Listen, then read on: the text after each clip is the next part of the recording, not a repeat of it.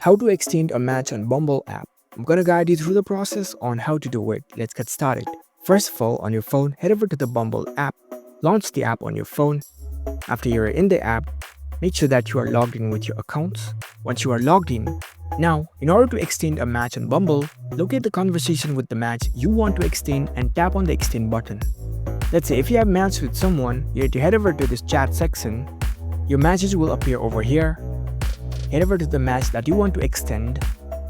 Simply tap on it, and here you will find the extend button. You can simply tap on this extend button in order to extend your conversation. But you need to know that you can only use the extend on matches that haven't started a conversation yet. In this match over here for me, I've already started the conversation, so there is no need to use the extend button. But if you have just matched and you haven't started a conversation yet, you'll have 24 hours in order to send a text. If you don't get a text, you will lose the match. So if you haven't started a conversation yet, you can tap on this extend button.